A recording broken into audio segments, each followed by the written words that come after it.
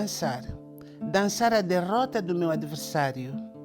Dançar na festa do meu aniversário. Dançar sobre a coragem do inimigo. Dançar no funeral do ente querido. Dançar à volta da fogueira na véspera do grande combate. Dançar é orar. Eu também quero dançar.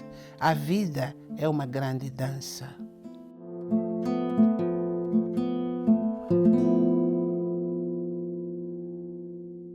Paulina, há um aspecto na sua literatura que é interessante, que você diz que não se considera uma romancista, mas uma contadora de histórias, que a sua paixão é em contar histórias.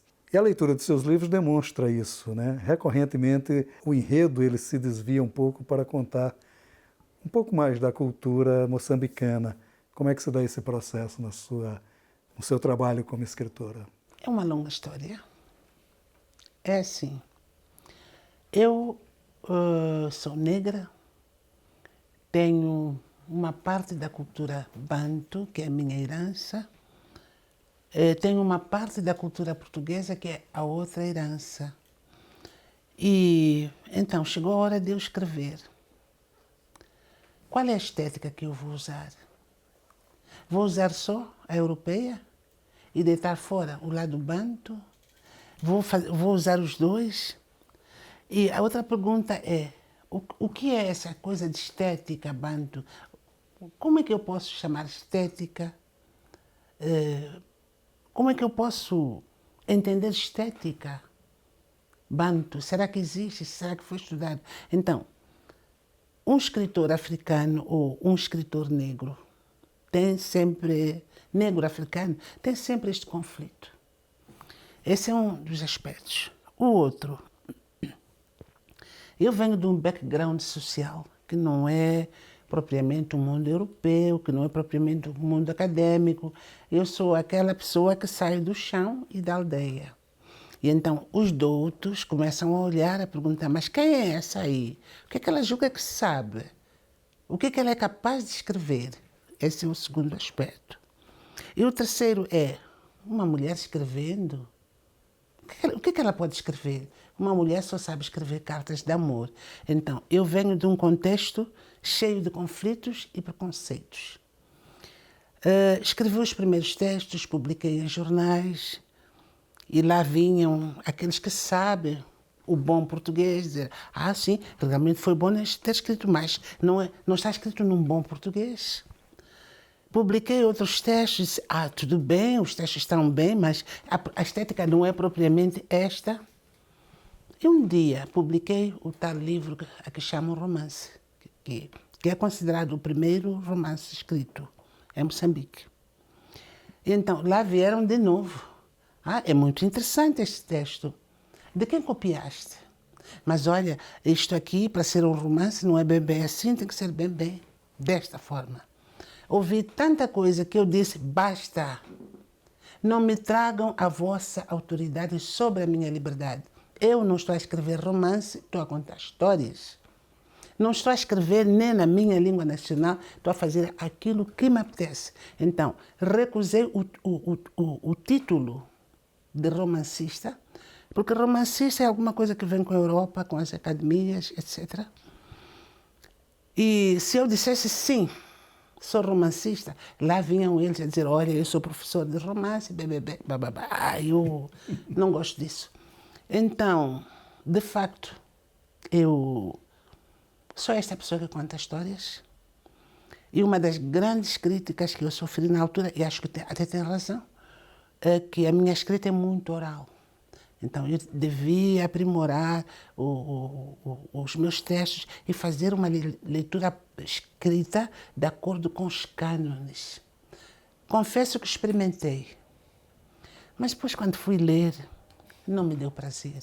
Perdi a identidade. Absolutamente. Então, eu disse, olha, eu não quero saber mais nada, que me chamem o que quiserem, porque eu, a partir de hoje, vou escrever o que eu quiser. Pronto. O Jorge Amado, quando a Zélia Gattai, a esposa dele, resolveu escrever um livro, ele deu um conselho a ela. Disse, olha, só não faça literatura, escreva. Né?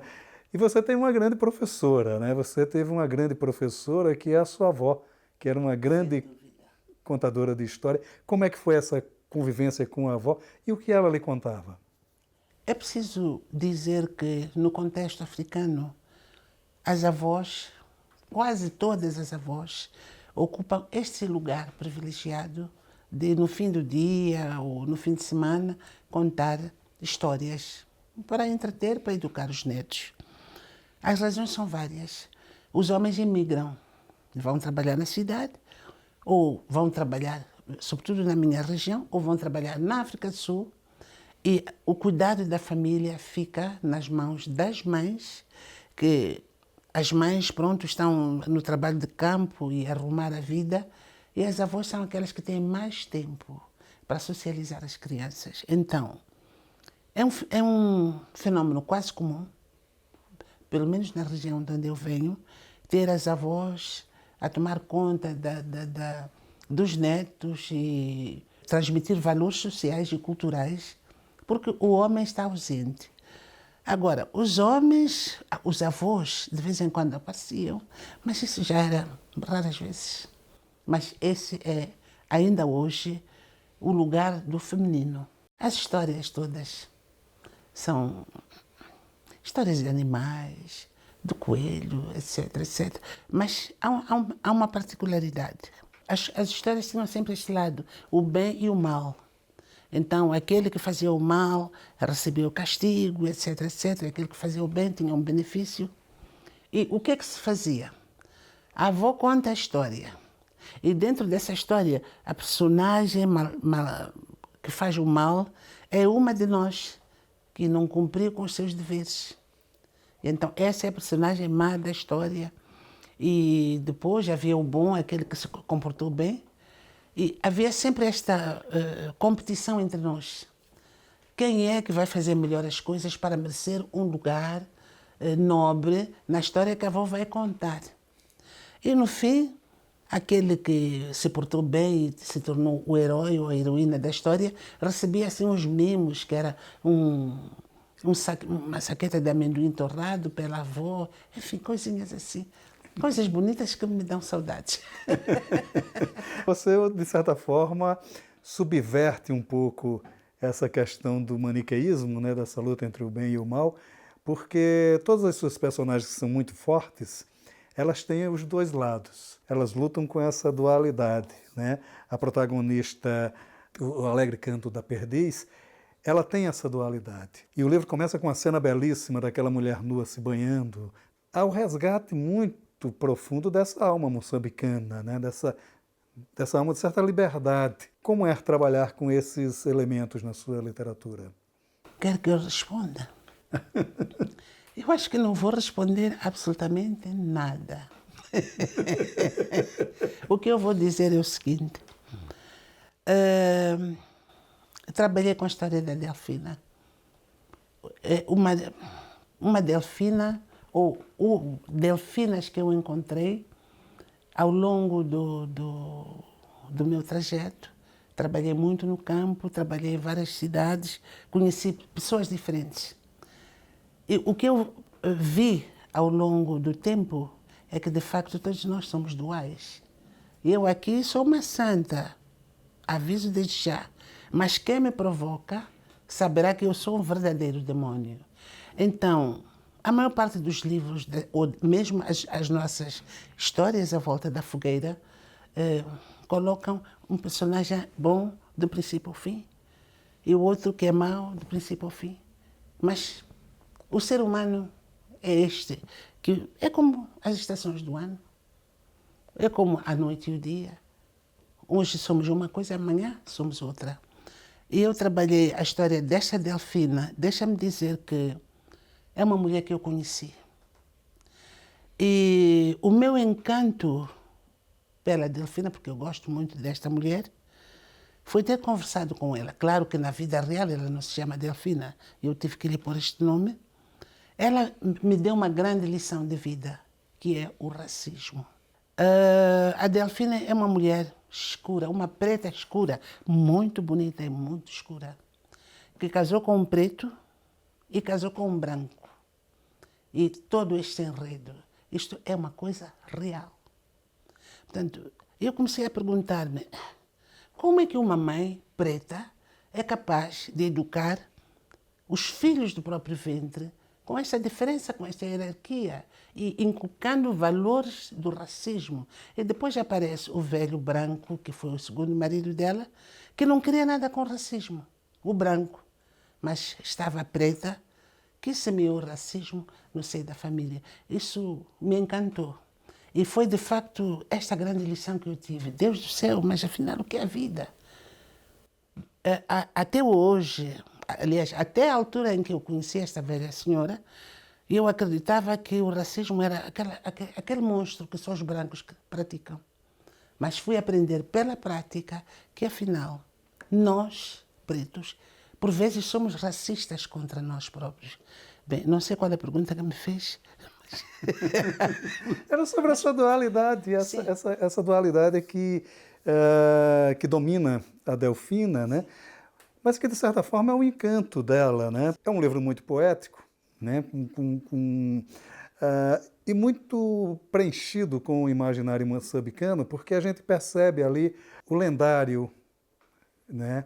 A certa mitologia até moçambicana permeando a vida dessa mulher e dando sentido à vida dela, né? Quer dizer, houve também esse seu interesse de fazer da Delfina uma espécie de representatividade do imaginário moçambicano. De certa maneira, sim.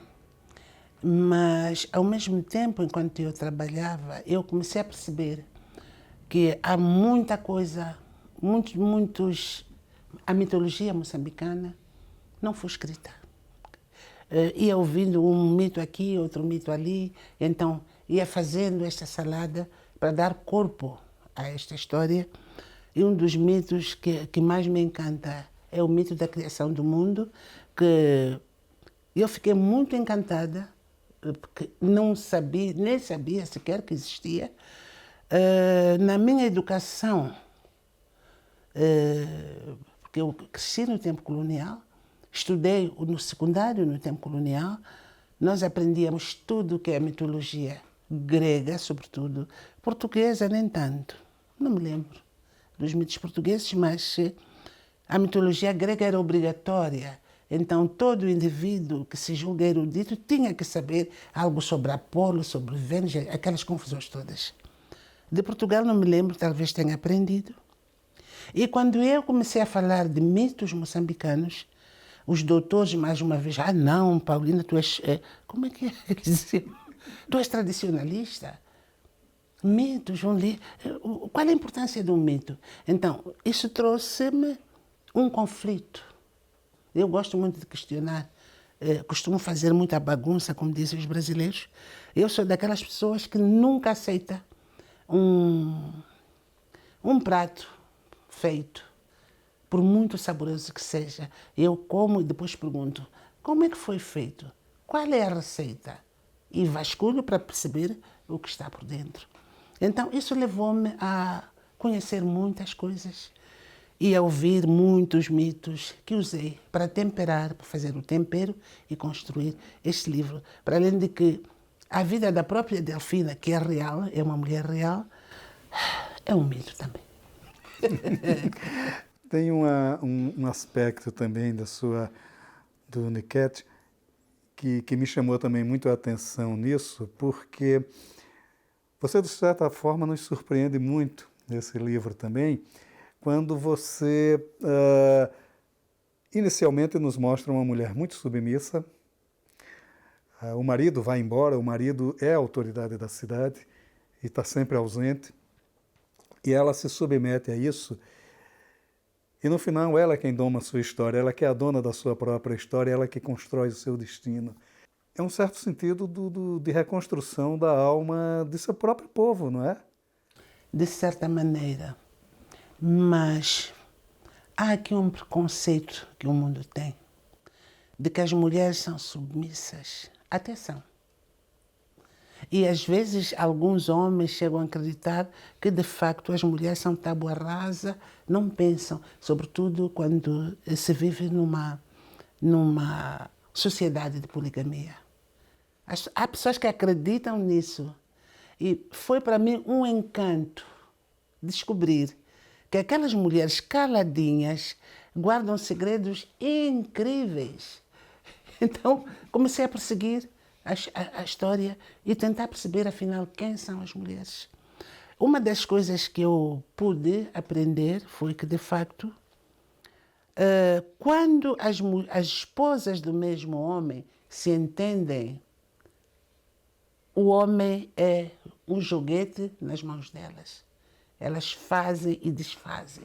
E então, guardam os seus segredos, saem à rua como umas santas, mas elas conhecem as malandragens, assim do tipo, olha, somos 3. Esse velho aí é capaz de vir me incomodar, tu toma conta deste homem durante toda a noite, não deixa que ele saia, porque eu quero sair da janela. Então, as 3 vão armando as suas histórias, têm os segredos umas das outras, os podres, como se costuma dizer. E então, o homem fica ali com a imagem, às vezes fica todo orgulhoso, porque eu sei controlar as minhas mulheres, porque as minhas mulheres me respeitam. Mas quando as mulheres de um homem, do mesmo homem, se entendem, ele, não sei se posso dizer isso, ele é um cornudo. Pronto. E isso é muito comum. Fui ouvindo essas histórias e eu disse, não. E, mesmo eu pensava que elas só diziam sim, senhor, e não pensavam em mais nada, e não havia malandrice, e não passavam de umas santas e umas bestas usadas. Não, não, não. Não é isso. Então, eu fui descobrindo alguns segredos, algumas vivências, algumas loucuras até das mulheres, e escrevi o livro como escrevi. Mas é um livro curioso porque não há julgamento, né?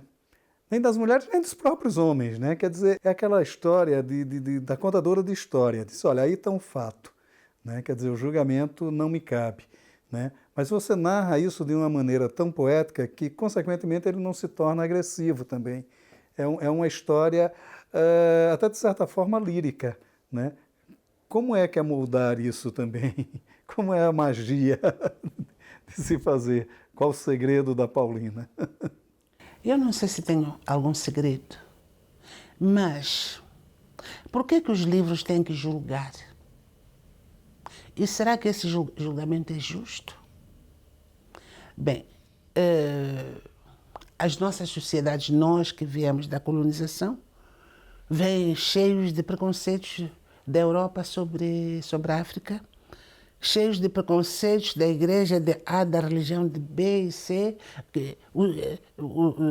onde cada um entende o que é o sagrado segundo as suas fantasias, o que é profano segundo as suas ideologias. E nós, escritores, muitas vezes, quando julgamos em literatura, às vezes nos transformamos num canal ou num veículo de propagação de preconceitos que, afinal, se calhar nem têm razão de ser. Então, pensei nisso e eu disse, não gosto de julgar, porque às vezes o que julgamos errado está correto. O que julgamos sagrado, se calhar, é o profano. Neste livro, o Niket, há uma história que me encanta, há um capítulo que me encanta, que é as 2 mulheres lutam primeiro, depois entendem-se e depois partilham o mesmo amante. E depois, na aparência, são todas muito amigas, vão juntas à igreja e dão uma imagem social de mulheres castas, mas afinal tornaram-se amigas porque partilham o mesmo marido e partilham o mesmo amante. Claro que o marido não sabe que as 2 partilham o mesmo amante. Será isso bom? Será isso mau? Se eu tivesse a ideologia cristã ou ocidental, ia me colocar imediatamente a condenar. Porque estas mulheres são adúlteras. Mas se eu sou humana e sou africana, imediatamente eu digo não. Estas mulheres, de certeza, tinham carências afetivas. E então, enquanto o marido se distraía com uma, elas foram se distraindo com outra. Portanto, o direito à sexualidade. Então, não sei. É muito complicado. É o sentido da igualdade. Não é? Agora, uma coisa também muito que chama muito a atenção na sua literatura, além de toda essa questão poética, digamos assim, uma certa falta de hierarquias, né?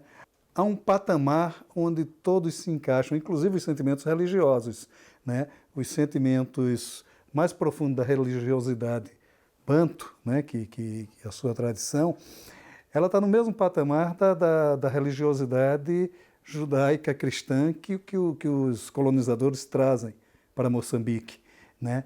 Quer dizer, também, em todos os sentidos, homem, mulher, os seus padres são sempre, de certa forma, meio que assustados com toda essa realidade que eles não conseguem compreender. Eles não conseguem compreender com a sua ideologia. A ideologia deles não conseguem compreender esse sentido pleno da igualdade, né? Também é uma coisa muito forte da sua literatura, não é? Sim, porque é preciso. Bem, para mim, a literatura é este espaço onde eu tento negociar a minha própria identidade, negociar a minha própria cultura e, às vezes, fazer um diálogo. Vou dar um exemplo muito, não sei se aqui conhecem. As mulheres do norte de Moçambique são todas muito bem vestidas, maquilhadas. Aquelas mulheres celebram a vida. Uma mulher do norte não vai ao mercado sem estar maquilhada, sem estar com panos coloridos. Esse é o norte. As mulheres do sul são como eu, assim, roupa sóbria, meio desarranjadas, assim, mais para máquinas de trabalho. E o que a religião diz? Porque as mulheres do norte são pecaminosas e as mulheres do sul parece que são mais santas, mais fiéis, mais próximas do cristão. Ok, tudo bem. Até aí não discuto. Um desses dias eu fui, trabalhei, vivi no norte, e foi muito interessante conversar tanto com os homens e tanto com as mulheres.